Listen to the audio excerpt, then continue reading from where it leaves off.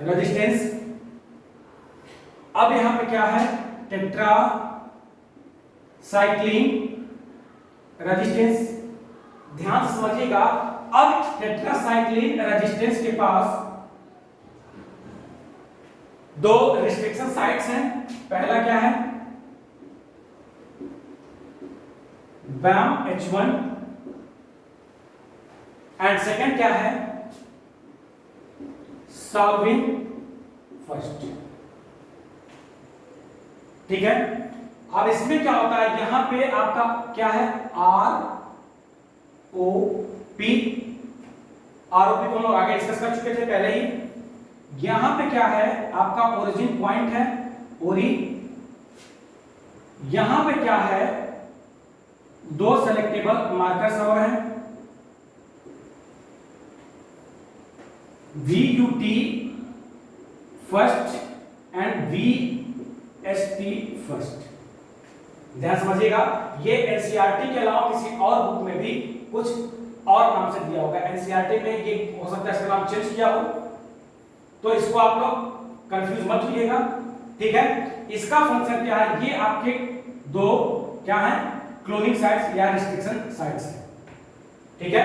यहां पे क्या है, ये आपका हिंड थर्ड और फर्स्ट है, इक्वल फर्स्ट। ठीक है। अब ध्यान से समझिएगा, जो इन एक्टिवेशन ऑफ सेलेक्टेबल मार्कर्स है, इसको हम कैसे डिफाइन करेंगे। देखिए, जैसे मान लीजिए ये एम्पिसिलिन है और ये टेट्रासाइक्लिन रेजिस्टेंस है। ठीक है। अब हम क्या करें, एम्पिसिलिन रेजिस्टेंस और टेट्रासाइक्लिन रेजिस्टेंस के वेक्टर को हम लोग किसी मीडियम, सपोज करिए हम लोग किसी मीडियम में ग्रो करवा रहे हैं। अब वो मीडियम कौन सा होगा, अगर एम्पिसिलिन का मीडियम होगा, इसमें ग्रो कराएंगे तो ये ग्रो नहीं होगा, वो ग्रो नहीं करेगा। क्यों नहीं करेगा, क्योंकि उसके अगेंस्ट, एम्पिसिलिन के अगेंस्ट इसके पास क्या है, रेजिस्टेंस प्रेजेंट है। ठीक है। सेम इसी तरह इस वेक्टर को या इस प्लाज्मिड को हम लोग टेट्रासाइक्लिन मीडियम में ग्रो करवाएंगे तो वहां पे भी ये ग्रो नहीं करेगा। क्यों नहीं करेगा, क्योंकि टेट्रासाइक्लिन के पास रेजिस्टेंस है।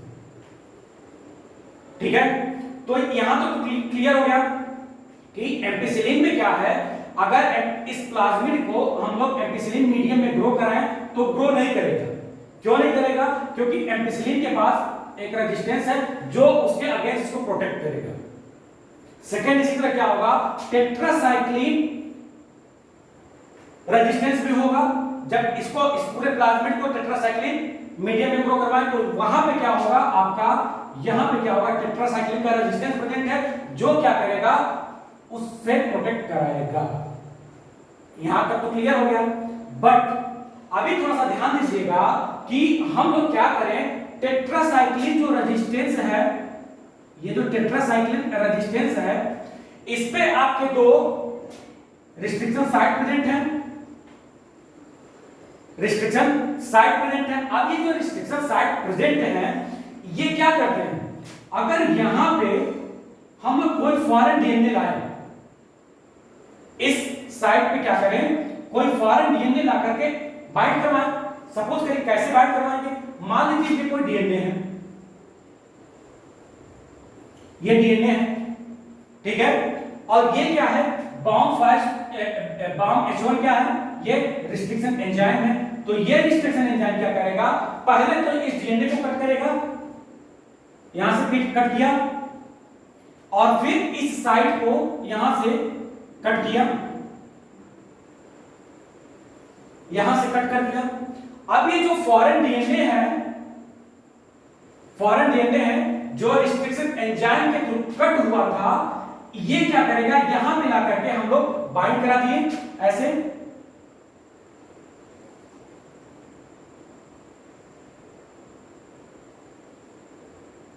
बाइंड करा दिए।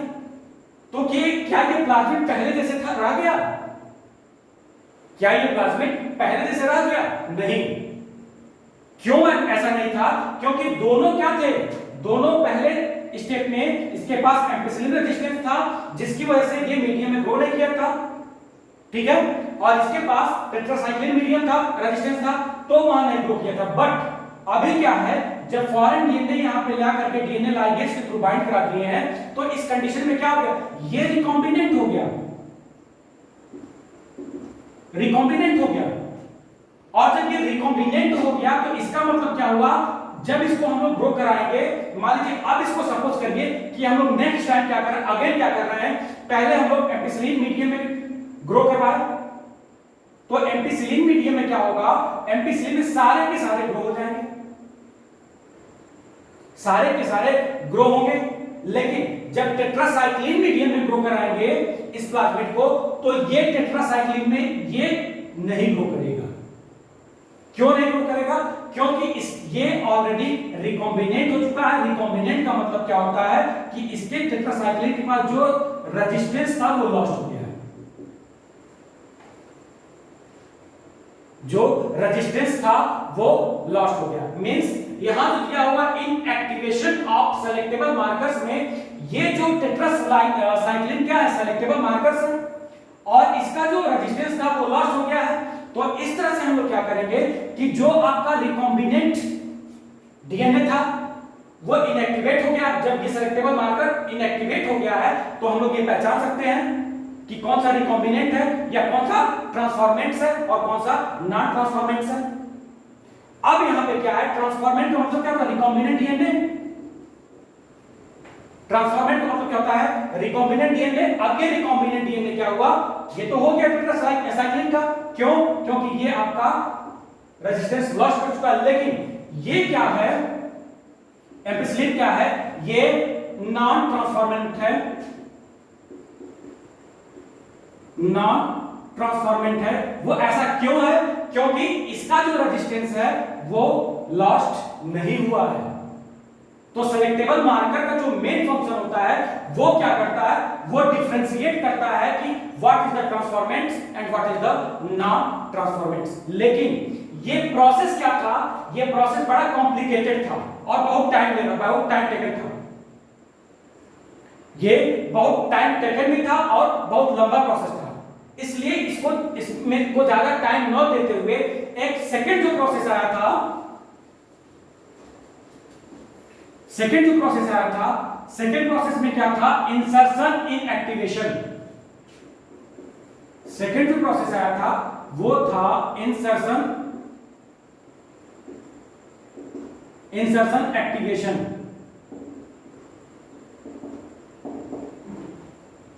अब आपका इंसर्शन इन एक्टिवेशन में क्या होता है, इंसर्शन एक्टिवेशन में सबसे पहले एक सीक्वेंस होता है जिसको हम कहते हैं क्रोमोजेनिक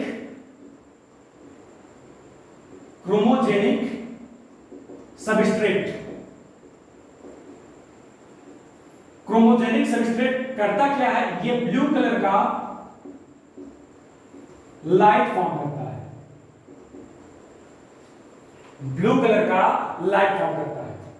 क्या देखिए, क्रोमोजेनिक सबस्ट्रेट का मेन फंक्शन जो होता है वो क्या करता है, ब्लू कलर का लाइट फॉर्म करता है। अब इसको क्या किया गया, जब किसी बैक्टीरिया के अंदर कोई फॉरेन डीएनए या जब बैक्टीरिया के अंदर बीटा गैलेक्टोसाइडेज एंजाइम है, बीटा गैलेक्टोसाइड एंजाइम है, उसमें जब या उसके डीएनए में या उसके होस्ट में कोई फॉरेन डीएनए ला करके बाइंड कराया गया, जब फॉरेन डीएनए ला करके बाइंड कराया गया तो ये जो क्रोमोजेनिक सबस्ट्रेट था वो ब्लू कलर का लाइट नहीं शो किया, ब्लू कलर का लाइट नहीं शो किया गया या नहीं शो किया। लेकिन जो बैक्टीरिया का प्लाज्मिड पहले जैसा था, यानी कि जिसमें किसी प्रकार का कोई भी फॉरेन डीएनए ला करके बाइंड नहीं किया गया था, तो जब उसको क्रोमोजेनिक सबस्ट्रेट के सामने पास कराया गया तो वो ब्लू कलर का लाइट शो किया, ब्लू कलर का लाइट शो किया था। तो ये बड़ा इजी वे में था कि इंसर्शन एक्टिवेशन के थ्रू क्या था कि जो रिकॉम्बिनेंट था, जो हमें रिकॉम्बिनेंट को सर्च करना था, डिटेक्ट करना था, उसमें क्या था कि जैसे ही कोई होस्ट फॉरेन डीएनए होस्ट से मिला करके बाइंड कराया गया तो ब्लू लाइट नहीं दिखा। ठीक है, इसका मतलब क्या था, वो रिकॉम्बिनेंट डीएनए था।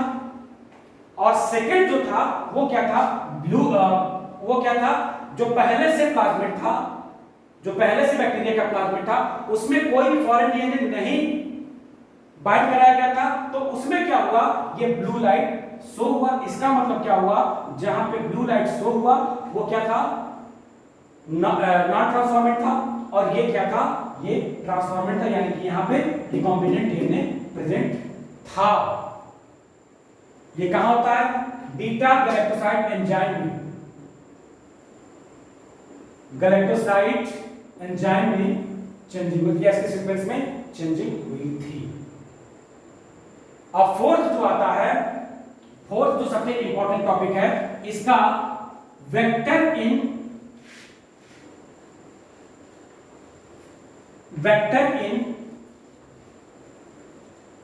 प्लांट, फोर्थ जो था vector in plant and animal cell,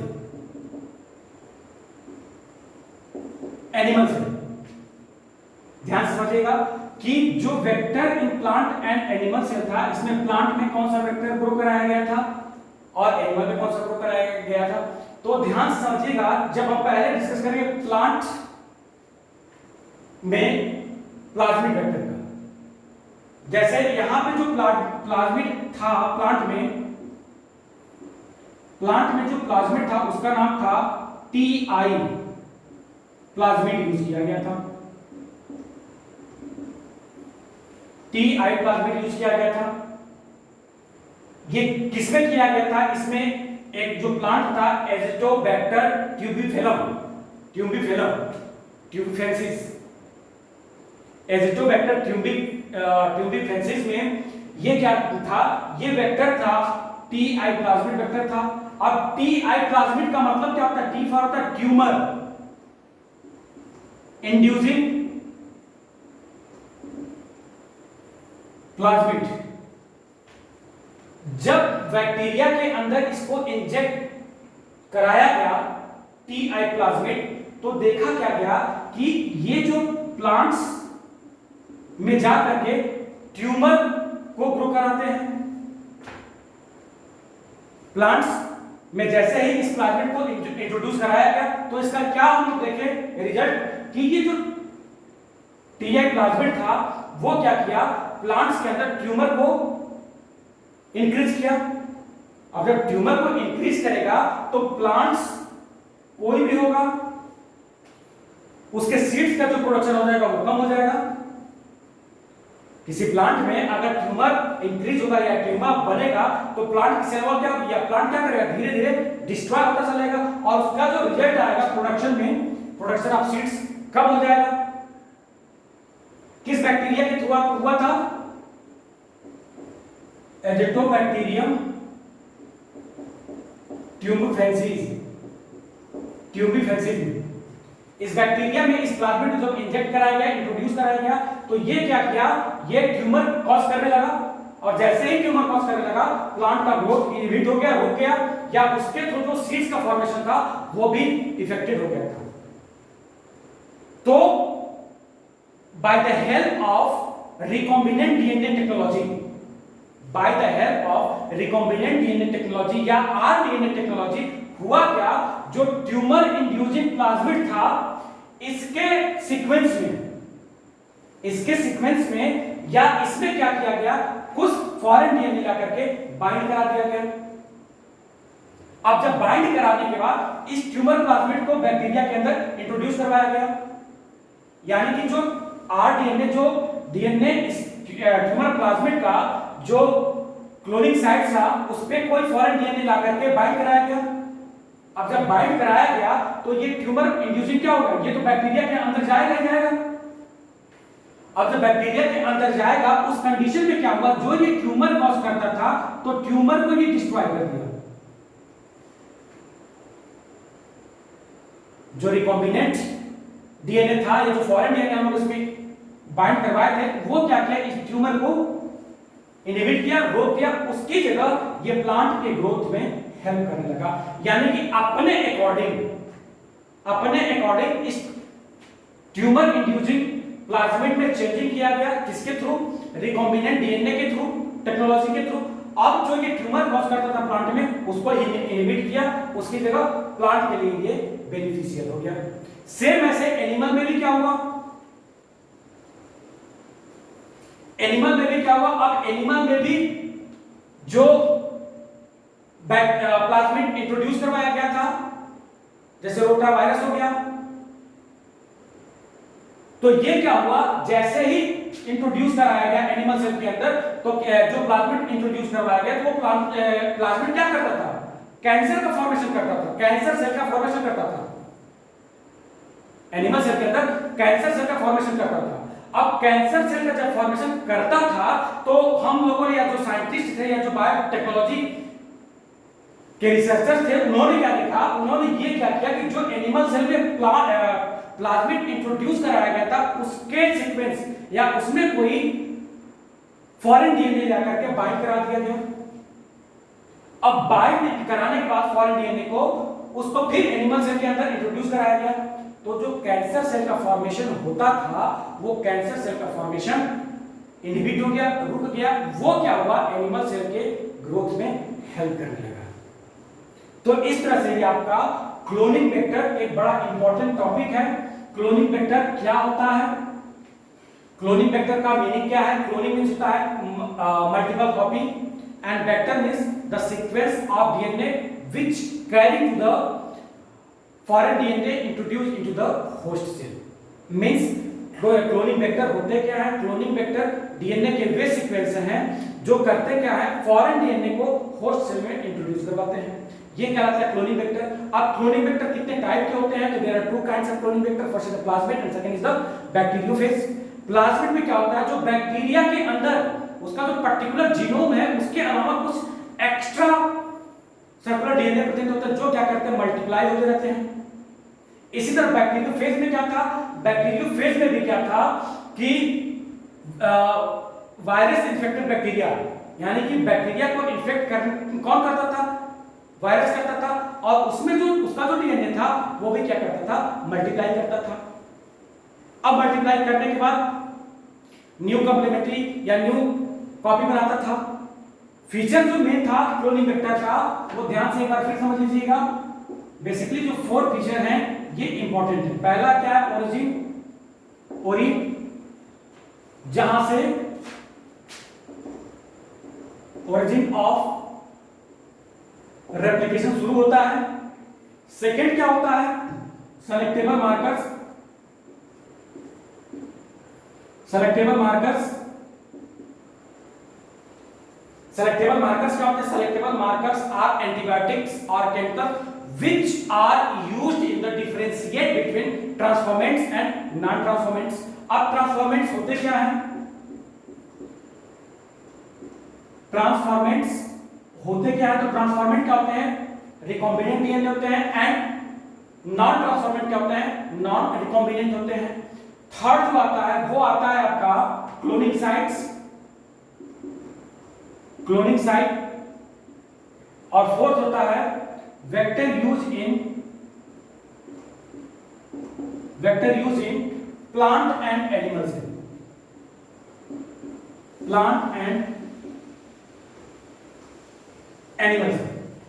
तो ध्यान से समझिएगा। ये जो क्लोनिंग साइट्स क्या होते हैं, या इसको सेकंड नेम से क्या कहते हैं, रिकॉग्निशन साइट।